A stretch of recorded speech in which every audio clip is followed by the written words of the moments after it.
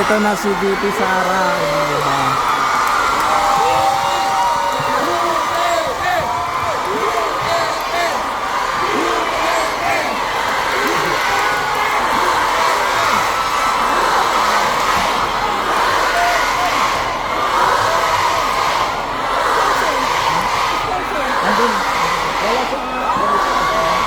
Maraming salamat. Magandang umaga sa inyo lahat. Maaari po siguro muna kayong maupo.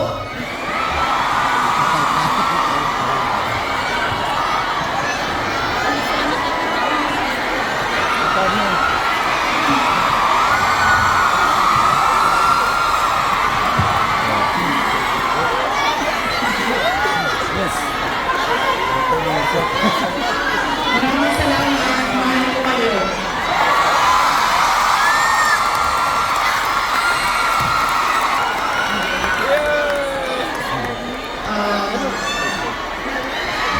Kung sa likod, nakakita din.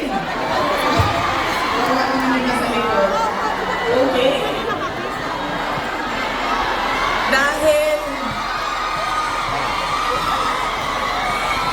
Dahil kayo ay sumisigaw ng Duterte, suspended na kayo lahat bukas. Yay! Gusto namin yan! Suspended kayo, suspended.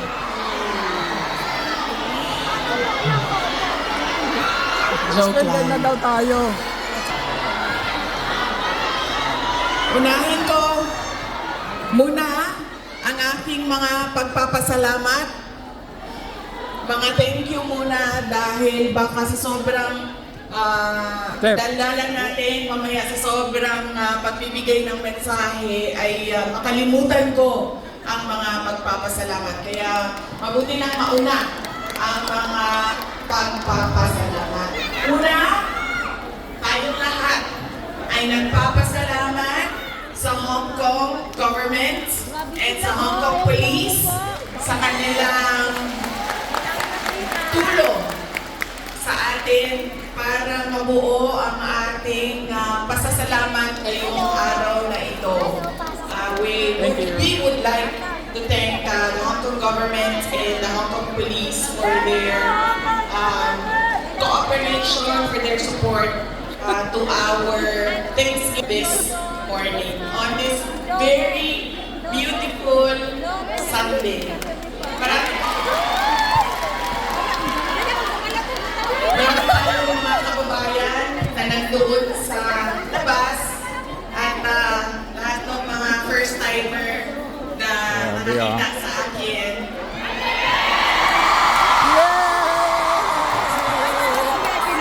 Ha? Sabi nila, Oo. ang ganda mo pala, bakit mo?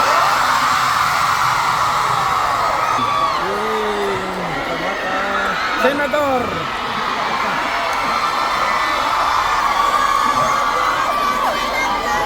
Ay, Macau! Hello! Maraming salamat! Okay. Sabi niya, ang ganda mo pala, bakit mukha kang...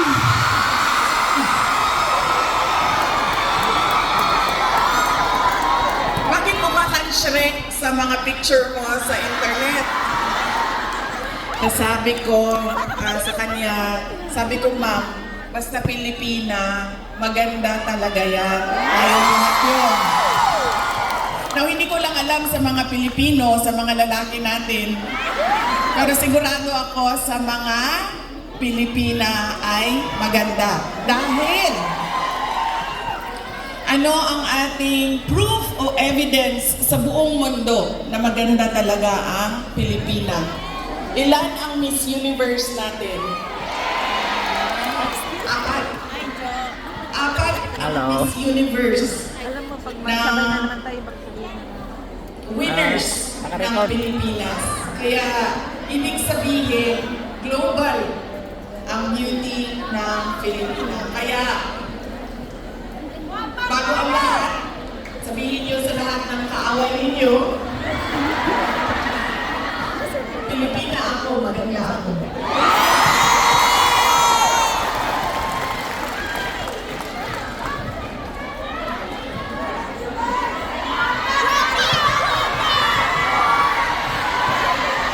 Sabi natin, diba? Para sa Diyos, para sa bayan, para sa bawat pamilyang Pilipino. Nauna, ang pasalamat ko sa Hong Kong government, pero ang unang pasalamatan natin ay ang Diyos. Para sa araw na ito, para sa magandang araw na ito, at para sa oportunidad, pagkakataon na ibinigay niya sa atin na magsama-sama ngayong March 9 dito sa Hong Kong. Dinala niya tayo lahat dito para sa bayan. Yan po ang pagpapasalamat natin sa ating Diyos. Dahil binigyan niya tayo ng isang araw ulit na magising, mag-ayos, pumunta dito at pag-usapan ang Thanksgiving, pagpapasalamat at pag-usapan ang ating bayan. Ang sunod na pagpapasalamat ko ay hindi ko isa-isahin yung mga pangalan dahil baka may hindi May ako magtampo. mabanggit at magtampo. Yaw. So, isa-isahin ko lang ang mga grupo na kailangan natin pagpasalamatan. Unahin ko na ang Kingdom of Jesus Christ.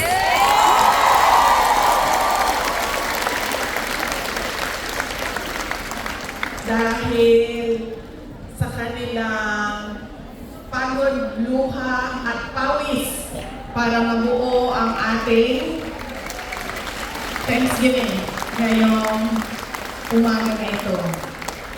Ang sunod na kailangan natin pagpasalamatan kailangan ko pagpasalamatan ay kayong lahat mga kababayan namin, mga kababayan namin dito sa ang iba galing pang Pilipinas.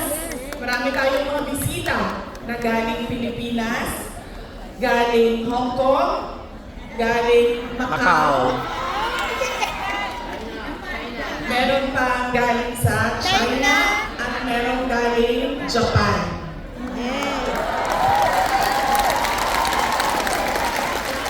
Maraming salamat sa inyo dahil ibinigay ninyo ang oras ninyo ngayong araw na ito. Marami sa inyo kailangan maglaba. Kailangan man magbatsa. Yes, at kayo, pero kailangan yung laban yung damit ninyo.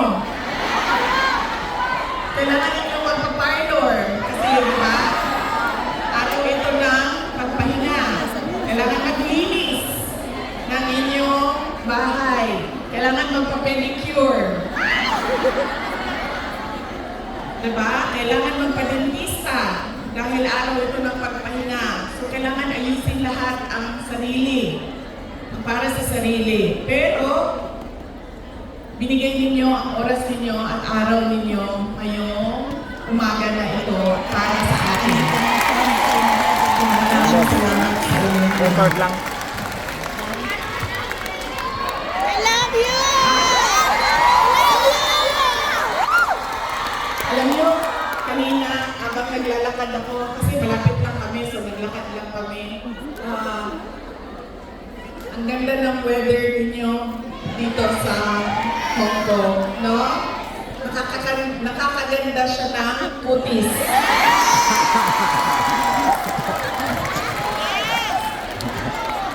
Anong sabi namin na nakatira sa Pilipinas at yung mga nakatira sa mga kababayan natin sa Middle East? Sana all. Sana all malamig ang tinitinhan. Sana all maganda ang kutis.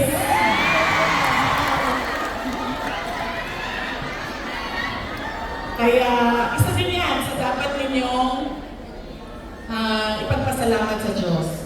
Nandito kayo sa lugar na hindi magulo, maganda ang klima, at Walang korupsyon. lalong-lalo na nandito kayo dahil meron kayong hanap buhay. Hindi natin gusto na umalis ang ating mga kababayan sa Pilipinas. Pero marami sa atin, dahil walang oportunidad sa ating bayan, ay nakikipagsapalaran sa iba't ibang lugar sa mundo para sa inyong mga pamilya. Kaya yun ang sunod natin na pagpasalamatan, yung ating mga mahal sa buhay. Bawat pamilyang Pilipino, kailangan natin magpasalamat sa kanila dahil binibigyan nila tayo ng lakas, sinusuportahan nila tayo, at tinutulungan nila tayo sa ating pakikipagsapalaran sa ibang lugar. Ayaw nila na umalis kayo, ayaw nyo rin na iwanan sila. Pero kailangan natin gawin dahil kailangan suportahan ang ating mga pamilya. Okay? Pagpapasalamat ulitin ko sa Diyos, sa Hong Kong Government, Hong Kong Police, sa KOJC, sa inyong lahat, mga kababayan namin na nandito, at syempre kailangan natin pasalamatan ang PDP.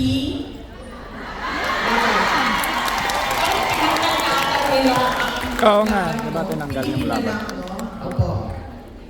PDP.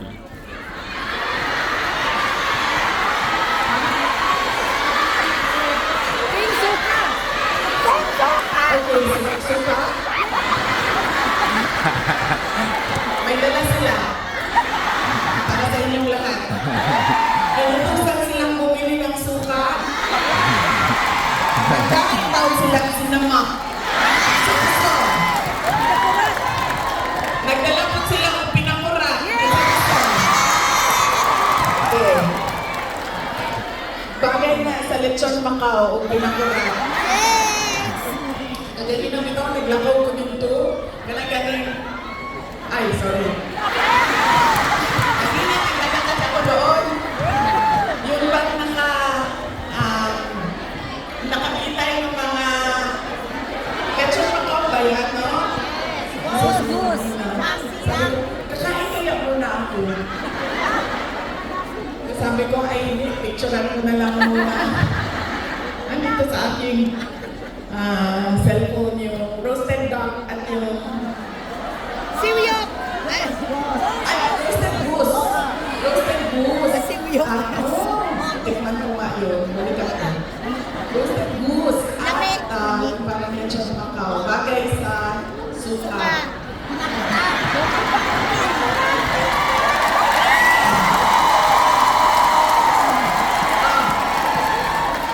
Ano pa ang bagay sa suka?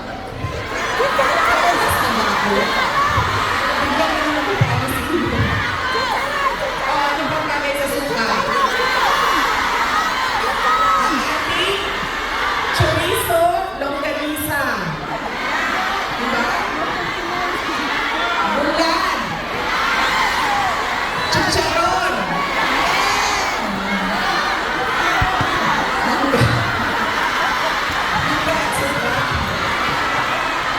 Mangga. Kinilaw. Oh. Mula, galunggong. Yes. Diba? So, kaya tayo lahat nauutusan na bumili ng suka. Kasi lahat yan, lahat ng pagkain masasarap, kailangan ng Suka. Alam niyo, wala sa listahan ko yung speech ng suka. Actually, wala akong listahan ng speech ko dahil matagal ako kagabi nag-decide kung pupunta ako dito sa Thanksgiving. Salamat, baby! Kaya wala ako listahan ng speech. Pero yes, alam niyo, marami siguro sa inyo ang nagutusan na bumili ng suka at antika. Antika at suka, ganyan. Nung ano ay bata pa. Pero sa amin kasi, sa bahay namin, nag-grocery kasi ang nanay ko. So lahat yung mga gamit sa kusina, binibili na ng nanay ko. Nautusan lang ako lagi doon sa kanto sa tindahan, bumili ng Coke. Ng Coke.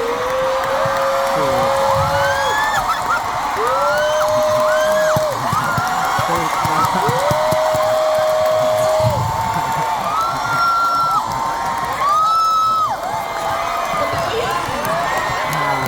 It's Hindi joke over, yan. man. Totoo yan. Alam niyo naman, di ba, tag 5 pesos lang ang Coke noon? 1980s? Less pa nga ata siguro. 5 pesos. Mga 4 pesos. Coke noon. Tapos ang pera natin, yung papel na green na 5 pesos. Oo. Yan yun. Pero totoo yan ha. Hindi Coca-Cola ha. Kasi kayo naman.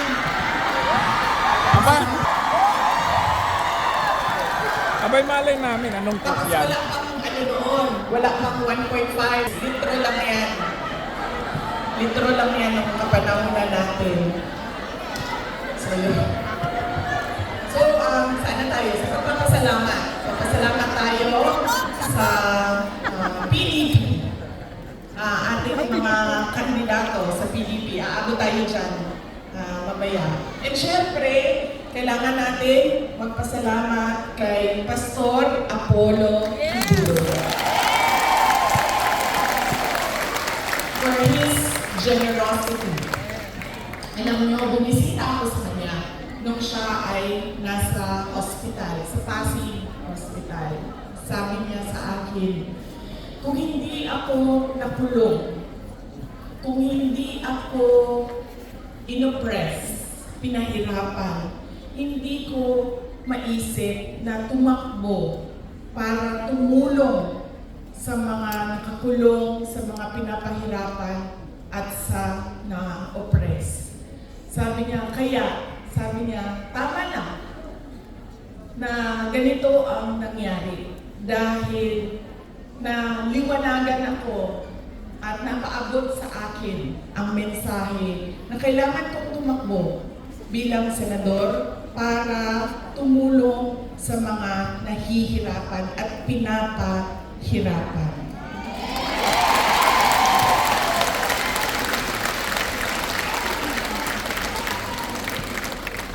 Sabi din niya sa akin, sabi niya, ikaw, kahit ano man ang sabihin nila, sabihin man nila na kasalanan mo ang lahat ng ito, Inday Sara, sabihin man nila, kasalanan mo ito dahil hindi ka tumakbong Pangulo.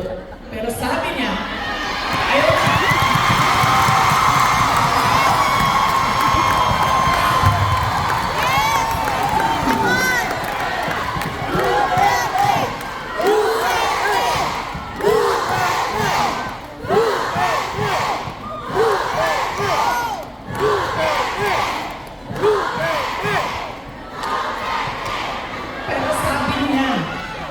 Makinig tayo kay Pastor Apollo Kibuloy dahil siya ang araw-araw nagbabasa ng Bible. Siya ang nakakaalam by heart kung ano ang salita ng Diyos, ano words of God. Sabi niya sa akin, sabi niya, ganito nangyari sa buhay ko. Sabi niya, Inday Sara, ganyan din nangyari sa buhay mo dahil hindi pwede na ikaw ang mauna at sila ang sumunod. Dahil wala nang katapusan. Dapat sila ang mauna at ikaw ang sumunod.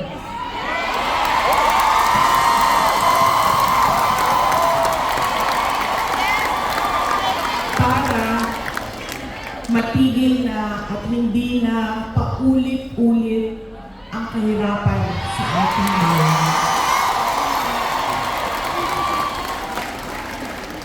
Kaya, nung sinabi niya sa akin yun, hindi na masyadong masakit. Masakit pa rin sa akin pag nakakarinig ako ng kasalanan mo yan lahat, Inday Sara. Pero iisip ko na lang, naku, sinabihan ako ni Pastor Kibuloy, you are there, you are where you are intended to be by God. Exactly where we are.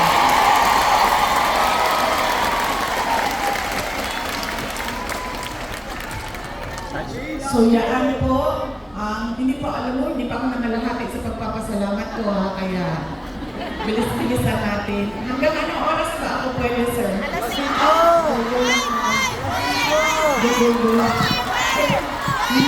Hindi ko pwede mag-abot ni PRD kasi sometimes nag-order na.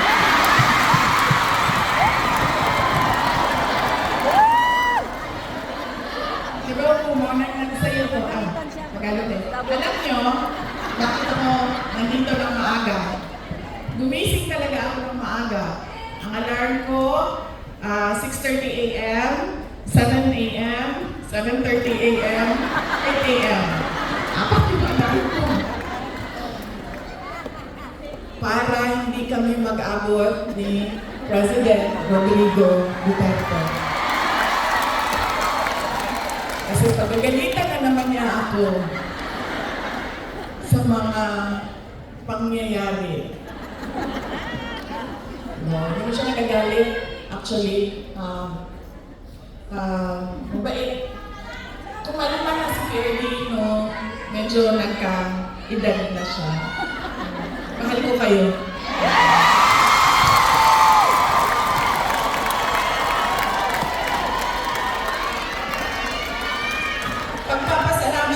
Magpapasalamat din ako. Thank you po ako. Kagabi po, merong mga kababayan natin na nasa hotel. Yes! Kami yun!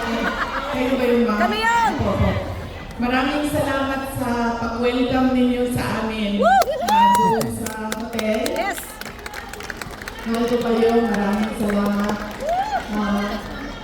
Pero bakit, wala kayong dala na roasted goose? Hawak mo muna. Sabi niyo, walang suka, ayaw wala kayong roasted goose. Okay. Joke lang. Joke lang. Pero salamat salamat sa pag-welcome ninyo sa amin doon. Sigurado ako na kahapon may kailangan din kayong gawin. Busy din yung oras ninyo. Pero pumunta kayo doon at welcome nyo kami sa hotel. Maraming salamat sa inyo.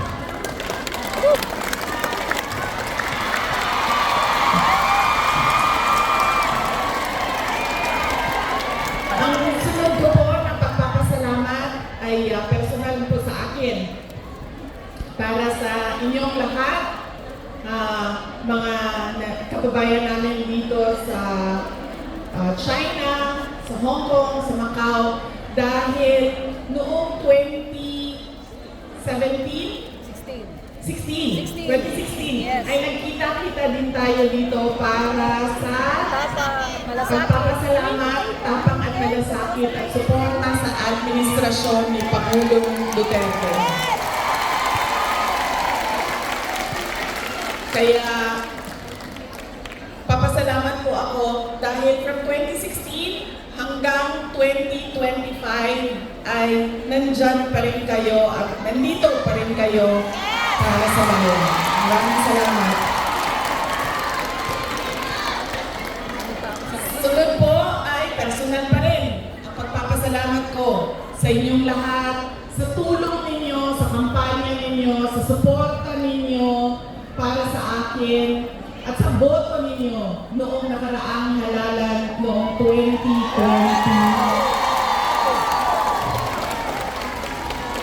22. At sa susunod na halalan sa 2022.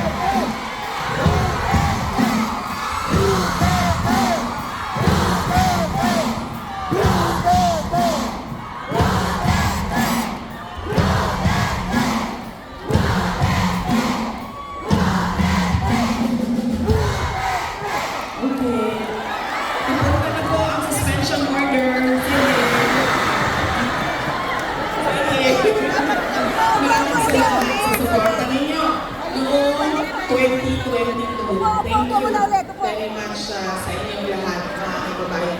Alam nyo, unang pong naramdaman na mukhang mananalo ako sa eleksyon.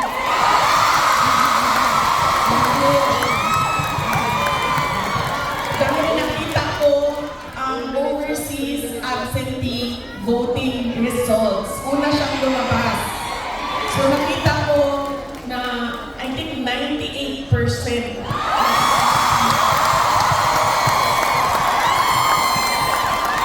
na OFW votes ay para sa akin. Kaya doon ko naramdaman na parang baka siguro manalo ako. Kaya maraming salamat.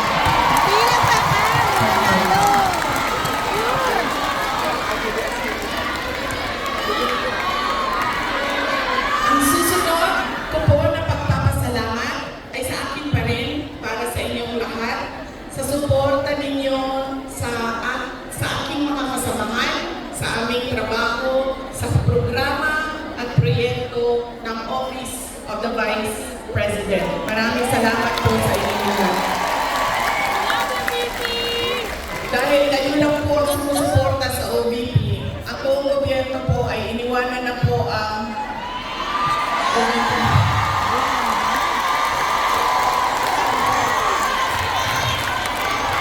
Maraming salamat. Yung satellite offices po namin sa iba't ibang lugar ay Bawas. namingkamot. Sabi namingkamot. Magsikap! Nagsisikap. Yung satellite offices po namin ay nagsisikap na mahanap yung mga geographically isolated and disadvantaged areas at hindi lang nakatuon sa National Capital Region. Kaya salamat po sa suporta ninyo sa Office of the Vice President. Ang susunod po na pagpapasalamat ko ay ang mahal ko kayo.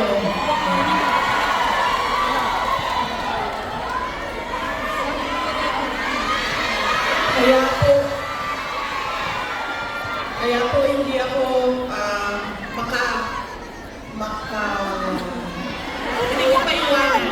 hindi ko maiwanan ang aking katayuan, ang mapapwesto, posisyon. Dahil sa inyong lahat.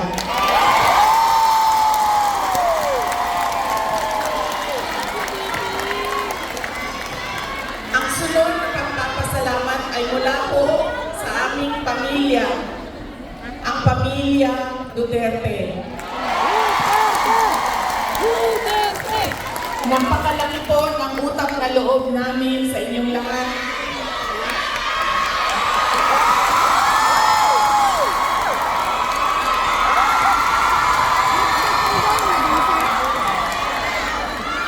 Dakong tayo nga mga utang na kabubuton kaninyong tanan na pagsunan ninyo. Sa pagkakataon na ibinibigay ninyo sa amin na makaserbisyo o makapagtrabaho sa ating pamahalaan. Sa oportunidad na ginahatag ninyong kanamo na makasihili sa ato ang nasod. Maraming salamat po sa inyong lahat.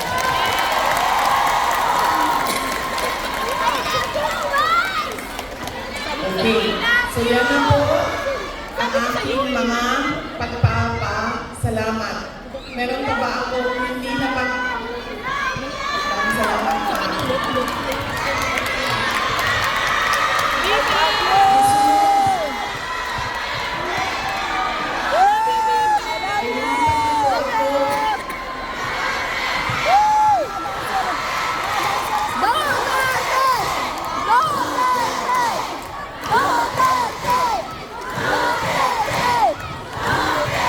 Paminaw sa tuba.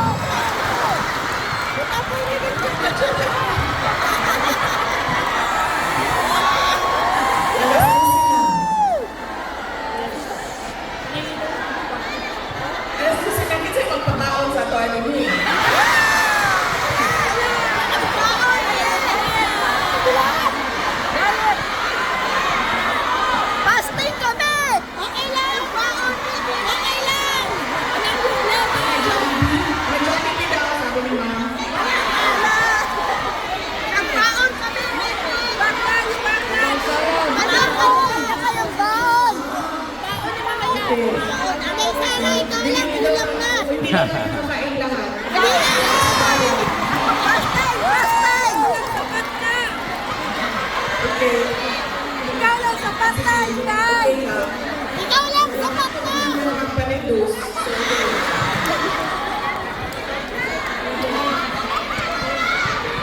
Walang ayuda! Walang ayuda! Ma'am, darating tayo dyan sa ayuda na yan. Hindi kami tumatanggap! Kasi, tuloy-tuloy ko na ha. Ang susunod ko po ay ang dahil pagpapasalamat po ito kay PRRD, former President Rodrigo Duterte, ay mag-share ako sa inyo ng aking pagpapasalamat sa kanya. Medyo mahaba itong kwento na ito, so mamaya nyo na singilin yung mga suspension order ninyo. Oh my God! Alam nyo, isa lang. Sa lahat-lahat siguro na pagmamahal or generosity ni former President Rodrigo Duterte, isa lang ang stand out.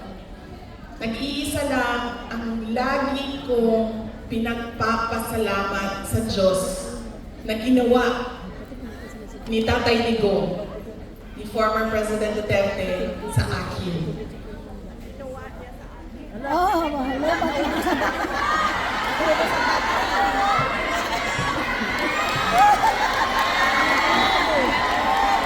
Inubos ang battery. Quadcom!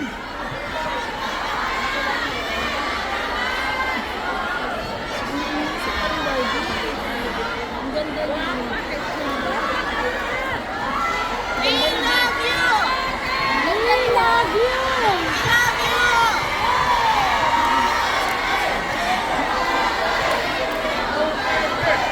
Duterte! Duterte! Duterte! Duterte! Duterte! Duterte!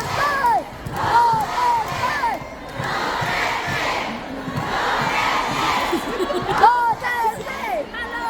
We love you, Pipi! Sarah! Yes! Sir, pakihanap na yung inutusan ni Marcos na patayin niya.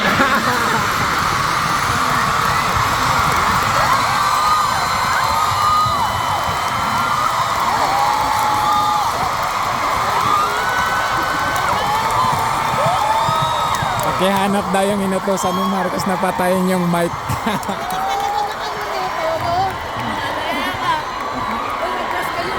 Yan. Dahil sa mga ganyan, natatasuhan ako eh.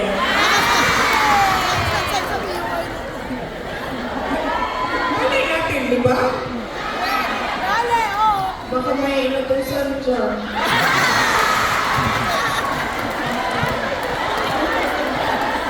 May spy pala. Okay. Sa lang. Ulit-ulit yan, napapaisip ako sa tatay ko. Binigyan halaga niya at pinulit-ulit niya sa akin ang kahalagahan ng edukasyon. Hindi niya ako tinigilan. Alam niyo, si PRB, yung po mga nasa harap, kailangan niyo po umupo kasi hindi makakita yung sinito. Punta lang kayo kundi papalisin mo dito. Hindi siya tulad ng tatay ninyo na malambing, pagmahal. Hindi ganyan ang tatay ko. Ang tatay ko galing siya sa generation na laging galit. Diba? Sino yung mga magulang na yung generation na laging galit?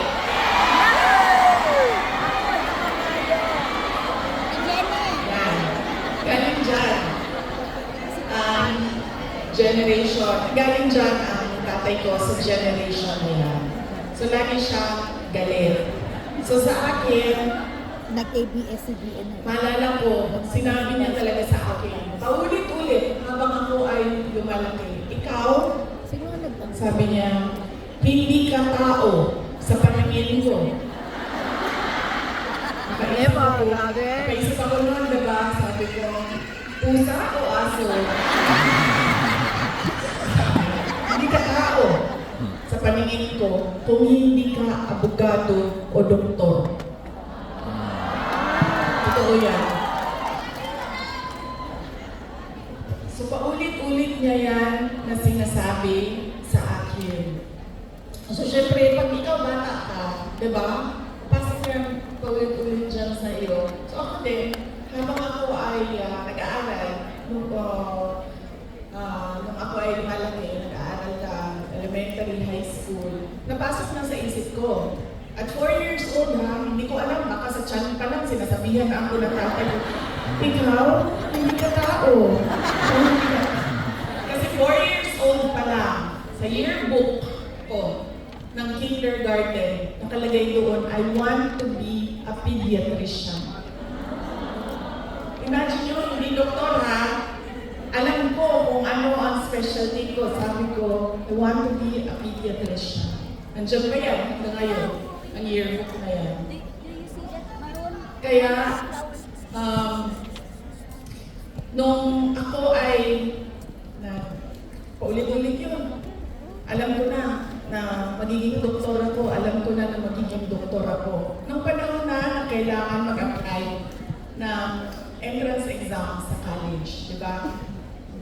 Kailangan natin mag-apply sa mga colleges and universities. Hindi nila alam, ang mga magulang ko, nag-apply ako sa University of the Philippines. Nung nag-apply ako sa University of the Philippines, syempre nilagay ko din naman yung science courses. Pero nilagyan ko din siya ng political science.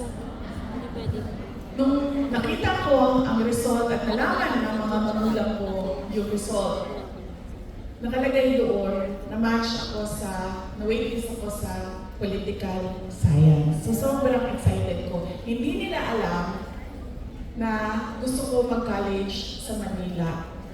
Kaya sikreto ako na nag-apply.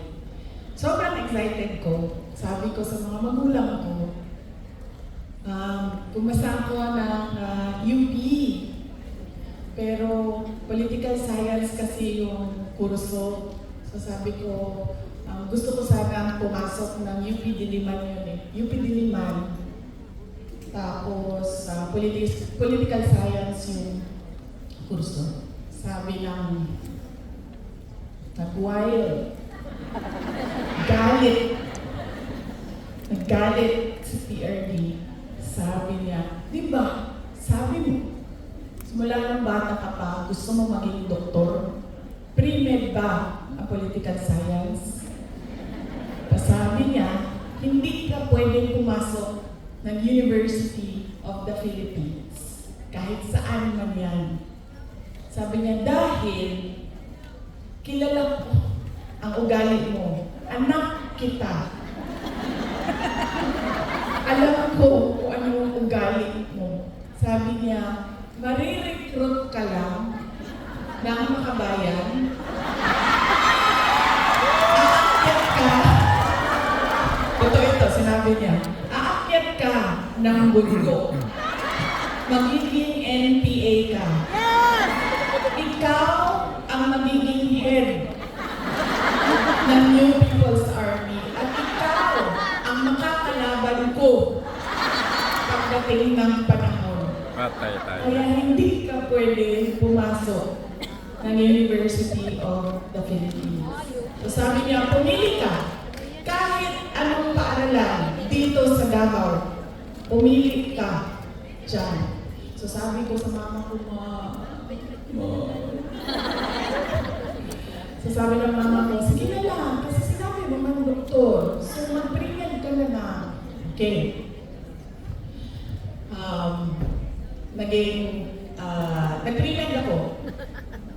Nag-pre-med ako. Tapos, syempre, papunta akong doktor, so binilisan ko yun, natapos kagad ako. And then, ito na, mag-medicine na. Sobrang excited. Si President Duterte na magpapasok na ako ng medicine proper. Siya ang pumili ng paaralan. Siya ang pumili kung saan saan ako titira. Tapos, pumunta na lang siya sa akin at sinabi niya na, ayan na, may school ka na-enroll ka na, may bahay ka na, pumunta ka na lang doon ng ganitong date. So pumunta ako doon. Pagdating ko doon, kompleto na. May kama na ako, may washing machine, may refrigerator, may kotse pa. Ganyan siya ka-excited. Sana all! Sige pa, ipa-adapt kita sa tatay ko. Pagkakakalala. Ganyan siya ka-excited noong ako ay medicine na. Tapos, syempre, hindi naging successful yung aking pagpasok sa School of Medicine. Isang taon pa lang, 1 year, actually 1 sem pa lang. First sem pa lang, alam ko na parang fish out of water. Alam niyo yung, bakit madali para sa kanila, nahihirapan ako. Sobra. Tapos, dumating yung second sem na halos hindi na ako pumapasok. So, kinabahan na ako. Kasi, di ba sa probinsya, di ba sa Atua, pagpadala ka sa Manila kasi ako nag-med school, pag ipadala ka sa Manila, parang malaking send-off yun. Congratulations sa anak ko, graduate ng ganito. Congratulations at magiging doktor yan. Class of ganon, diba? So ako, syempre kinabahan na ako kasi hindi ako makaka-uwi. Pinagdala ako sa Manila para maging doktor. Tapos uwi ka, drop out. Nag-apply ako ng, naisip ko pa noon, pinag-iisipan ko, ang kapalaran ko, sabi naman ng tatay ko, doktor daw o abogado. So dito na lang ako sa abogado. So lumipat ako, nag-apply ako sa San Beda College kasi at the time na nag-decision ako, San Beda College na lang yung bukas sa mga exams, entrance exams. So hindi ko pa sinabi kaagad sa mga magulang ko na nasa San Beda na ako. Nalaman na lang nila dahil nagsabi ang driver. Sabi niya, hindi na yan siya pumupunta ng Cavite. Lagi kaming nandyan sa Mindiola. Patay, Mindiola pa. Nung nalaman niya na nasa law school ako, sobrang, I think mas masaya siya. Nung nalaman niya, mas masaya siya, mas excited siya. Noong ikumpara ko, nung papasok ako ng med school, nung nalaman niya na nag-apply na ako ng law school. Tapos, syempre sinabi ko sa inyo, di ba, hard love yung generation ng parents natin, mga magulang natin. So, nung mga panahon na nag-aaral ako sa law school, may mga panahon na kapagalitan din ako na sinasabi niya sa akin, alam mo, kung hindi mo ayusin yung law school mo, magiging kabit ka lang ng politiko. Oh my God!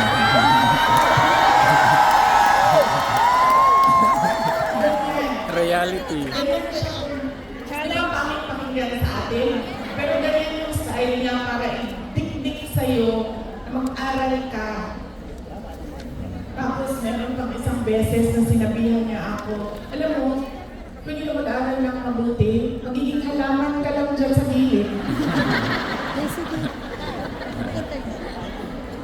Ganyan yung force by which he emphasized into my brain that I need to become a lawyer. So nung pumasa na ako ng bar, doon ko nakita ang pagbabago sa magulang ko. Hindi sa nanay ko dahil ang nanay ko sobrang supportive noon. Kahit maging halaman ako, didiligan ako nun eh. Ganyan na bait ang nanay ko. Didiligan pa. Diba? Pero nung nakita niya yung grade ko sa bar exams at nakita niya na mas mataas yung grade ko sa bar exams kaysa sa kanya, nagtakal ko. At hindi lang point 1, point 2, point 3. 5 points ang layo namin. Sigurado. Doon siya nagbago. Parang naging tao na ako sa pamingin niya. Tao na. Lalo pati, pag every time nababanggit yung grade sa bar, hindi na siya talaga nagsasalita. Tapos lagi ko pa sinasabi sa kanya, sabi ko, partida yan pa ha, kasi hindi ako nag-aral eh. Kung nag-aral ako, top-notcher ako.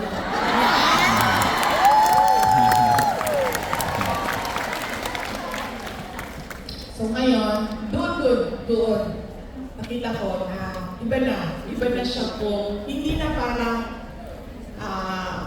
anak ka lang, hindi na parang pantay na kami.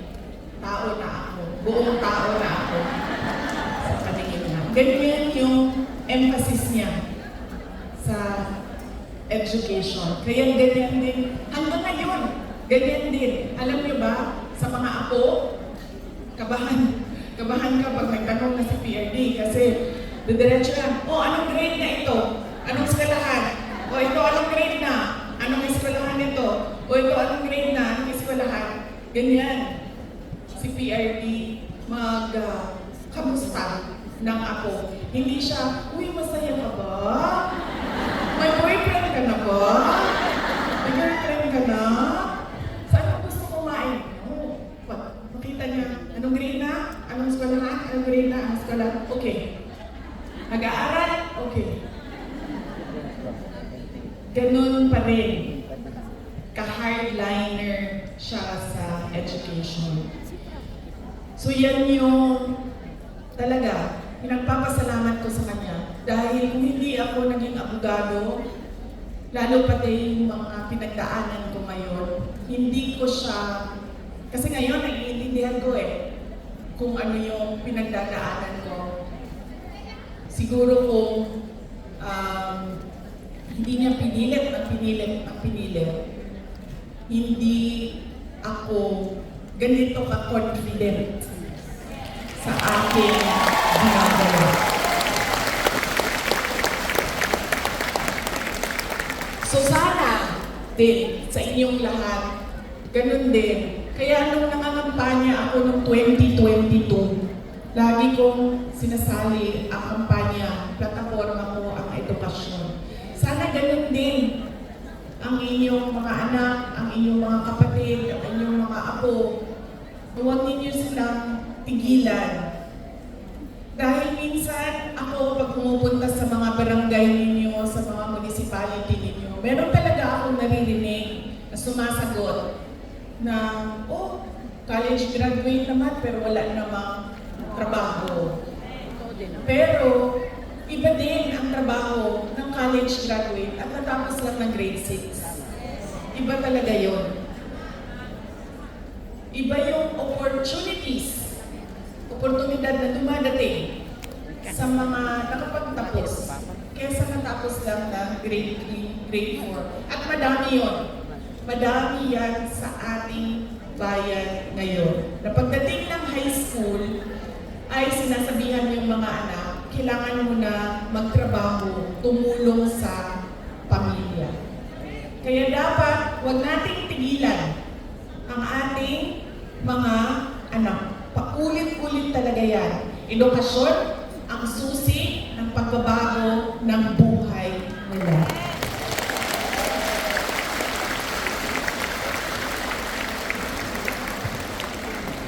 Pagpapasalamat para kay PRRD para sa edukasyon.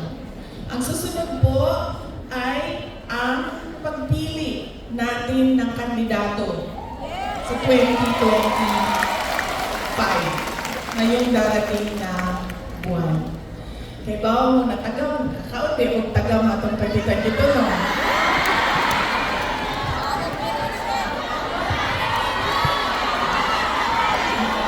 Yan, lagi. Meron pa isang beses, Bisaya, sa Cebu. Ay, sa sabihin or basta, usually kasi pag Bisaya, di ba, diretso na sila istorya, wala na sila yung break. Break. Hindi, Sarah, anak ko, yes ma'am. Ano siya, nakakaon kang tagam, no?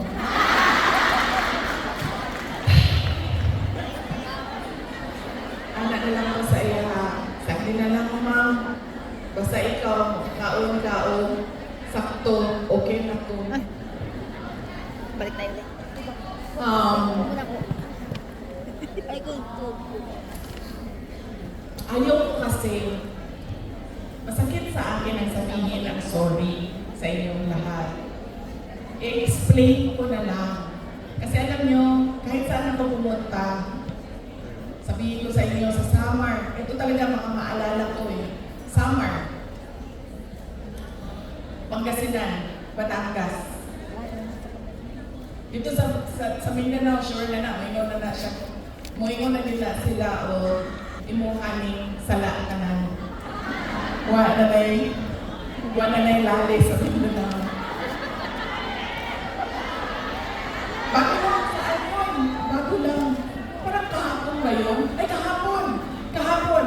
Kasi dinala ko yung youngest ko sa Disneyland. So na ay mga taga Cebu. Ano ang mga taga Cebu? Kibaw ba kay Eliza na nabudol ba yung tungod ninyo?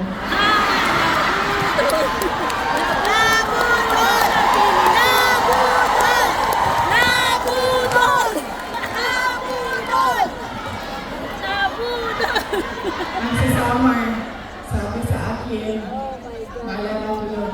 Kibaw ka, sana Tagalog siya kay waray lang tayo sa waray lang sila dito no, so nagtagalog siya sa ako. Sabi niya, alam mo na-scam kami dahil sa iyo.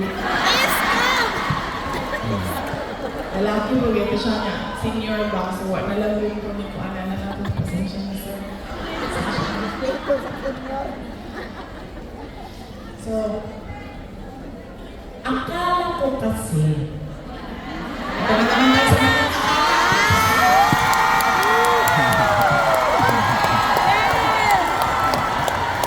hindi totoo ito.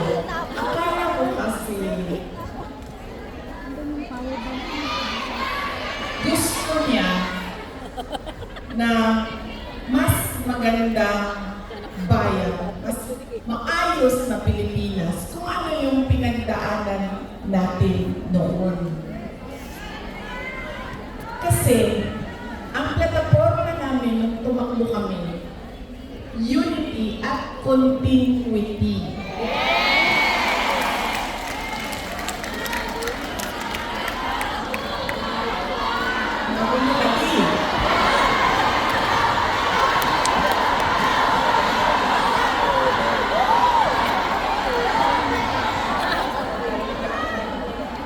Kasi ako, sumusunod ako sa tatay ko. Ibig sabihin, sa trabaho ba? Hindi ako sumusunod sa tatay ko sa personal. Kaya ako nagtrabaho, di ba? Sumusunod ako sa trabaho. Nag-mayor siya. Nag-vice mayor siya. Nag-vice mayor ako. So, ang ginagawa ko, there has to be something, added value ba? Value added sa iyo. Di ba? Kasi, paano ba naman na binoto namin ito si Rodrigo, pero binoto na namin, wala namang value added. Wala namang dagdag na kahalagahan sa iyo. Di ba? Sumusunod ako sa tatay ko. Nag-vice mayor siya, nag-vice mayor ako. Nag-mayor siya, nag-mayor ako. Noong, sandali lang, ma'am. Ano yan? Kasi sandali lang.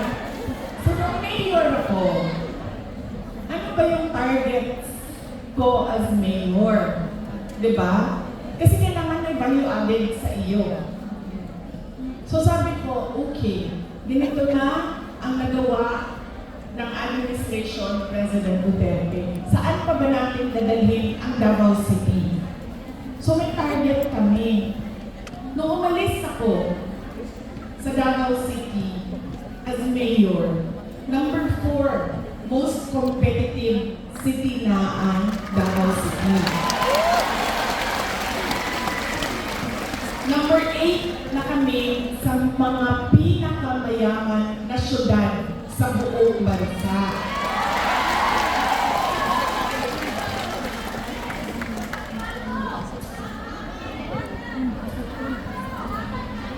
Insurgency 3 na ang Davao City. Alam niyo, buong term ni PRD, hindi niya natapos talaga yung problema ng Pakibato.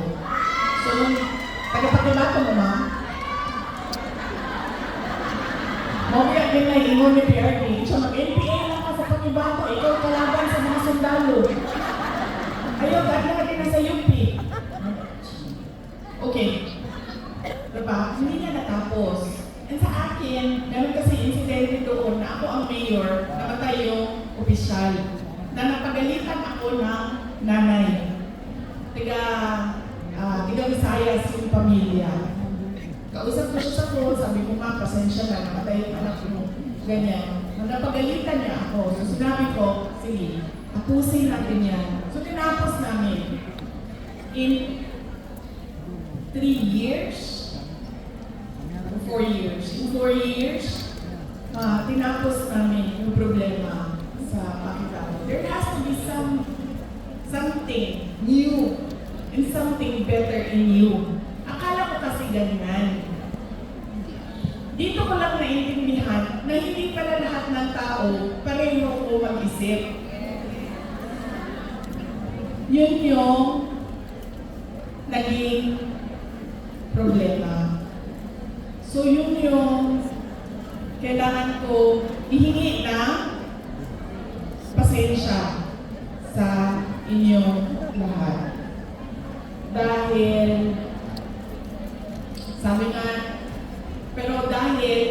ni Pastor Kimuloy, dapat lang siguro mangyari ang mga nangyayari para makita natin. Kuwawat lang siguro ang mga tao, ang bayan, pero if we talk about the divine, maybe there is a reason for what is happening. So yun yun. Ngayon, pipili na naman tayo ng mga opisyal ngayong Mayo. Ano ba ang problema natin, mga butante? Ang problema sa atin, ang pinipili natin ay paulit-ulit ba? Pabalik-balik lang. Mahilig tayo sa sikat. Mahilig tayo sa magaling kumanta, sumayaw dito sa stage. Mahilig tayo sa nagpapa-amuse, nagpapatawa sa atin. At mahilig tayo sa hindi natin tingnan kung ano ba yung karakter, totoong karakter ng tao sa likod ng mukha niya sa TV. Ganyan tayo ang ugali ng mga Pilipino butante. Kaya siguro dapat sa darating na halalan, pag-isipan na natin ang ating iboboto. Sabi ko nga sa inyo, nadala na ako, na-scam na ako, nabudol na ako.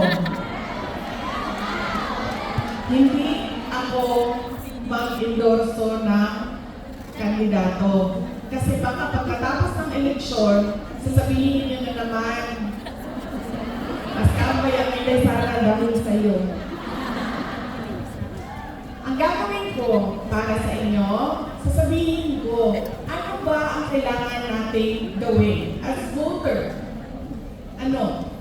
Una, huwag nating ibenta ang boto natin. Diba? Ngayon, legit na ang vote buying. Nakatakot siya sa Ayuda! yan na, dito na tayo sa topic na gusto ko, ma'am. Ayuda.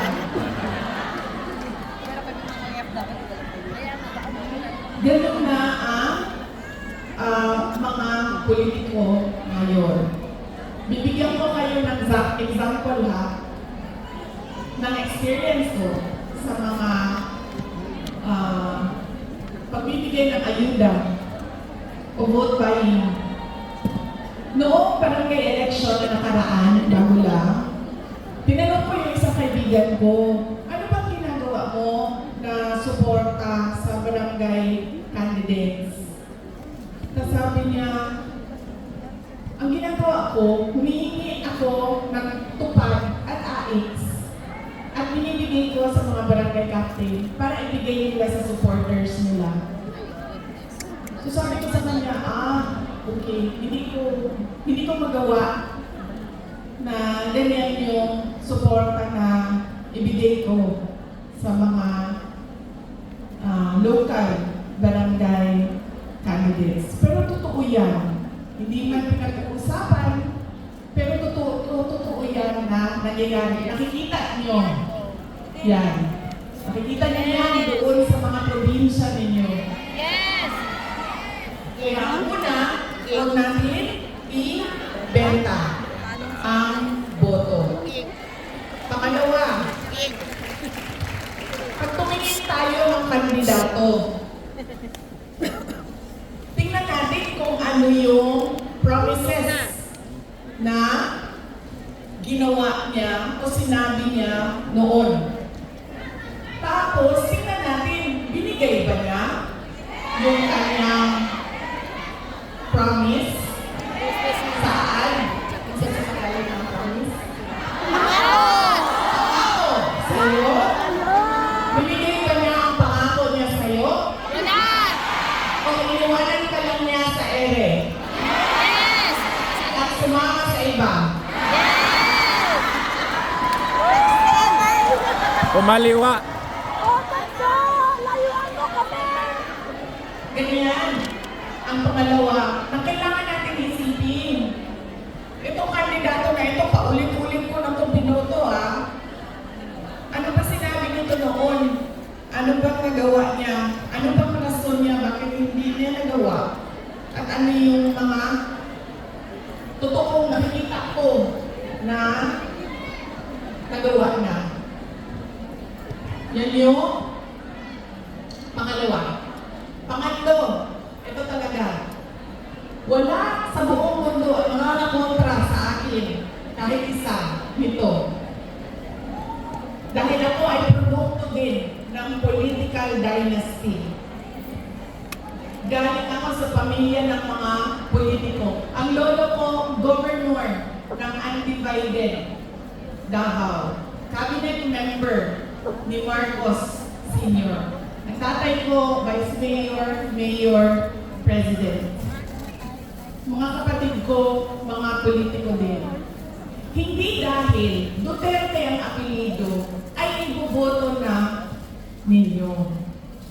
Kailangan pag-isipan din natin. Duterte ito, pero ano ang itutulong niya sa bayan? Ano ang magagawa niya para sa bayan? Kaya hindi pwede na pabalik-balik lang na apelido ang binoboto natin. Kailangan yung anak, yung apo, yung asawa, kapag tumayo sa harap ninyo, ay meron siyang sinasabi. Hindi yung tatayo siya at dahil Duterte siya, kakanta na lang siya para sa inyong lahat. Pangako sa'yo. Pwede.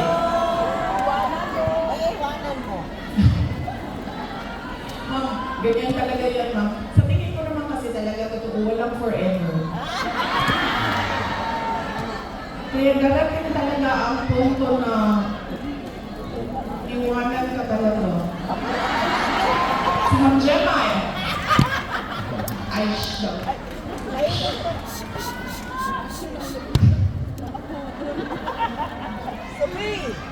Diba? Hindi pwede yan. Hindi na pwede. Kasi yan yung ganyan tayo dati. Oo. Ito.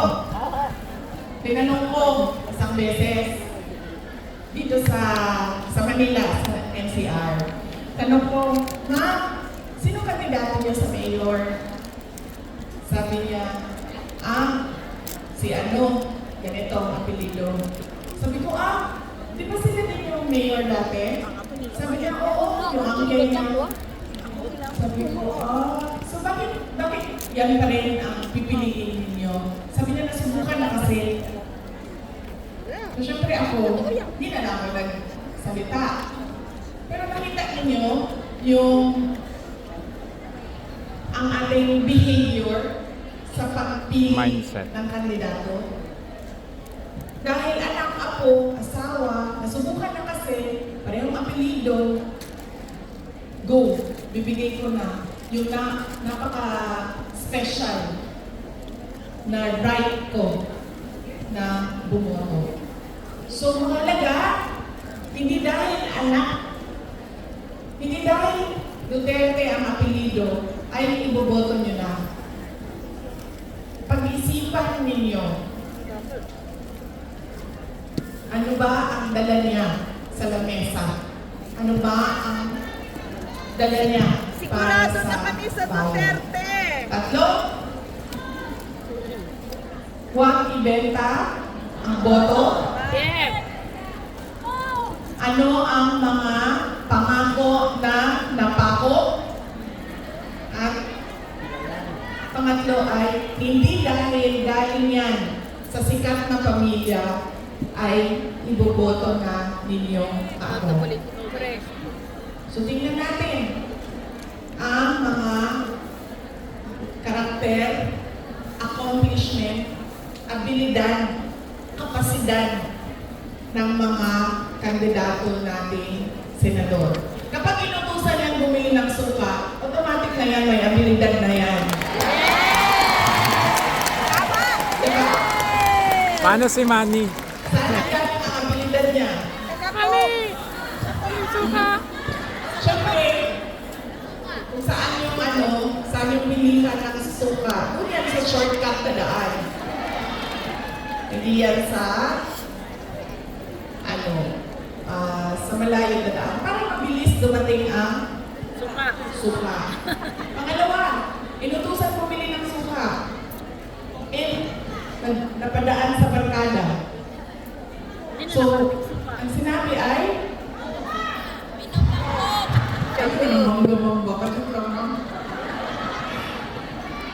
so, ang sinabi niya ay pare, pahatid naman ito ng suka namin sa bahay kasi kailangan yan doon. Dito na muna ako. Diba? Abilidad. So, mahalaga yan. At kailangan natin pag-isipan itong eleksyon na ito. Kailangan natin baguhin ang ating pagpili ng kandidato. So, yan. Ang aking mensahe para sa inyong lahat ngayong araw na ito. Mensahe ng pagpapasalamat, mensahe ng edukasyon, at mensahe ng pagbabago kung paano tayo pumili ng ating mga senador. Hindi lang senador, governor, mayor, lahat ng ating mga public officials. So yan po ang aking ilang oras yun ba? Pwede pa. Isang oras. 1 oras pa. 1 hour? 1 hour na mensahe sa inyo. Sana ay, Ayaw lang siya dyan, parang kasunod dito. alam nyo, gusto ko lumapit sa inyo. Kasi gusto ko personal yung pagpapasalamat. Kaso pwede pa na huwag tayo magkagulo. Kasi kanina sa labas, Sigawan na ako ng pulis.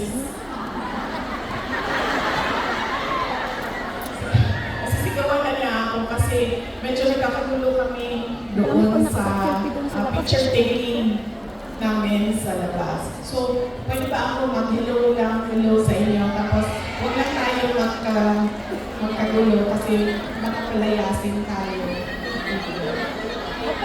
Ulitin ko, maraming salamat, magandang tanghali sa inyo. Maraming salamat po sa inyong pinag. Maraming salamat, Vice President Sara Duterte.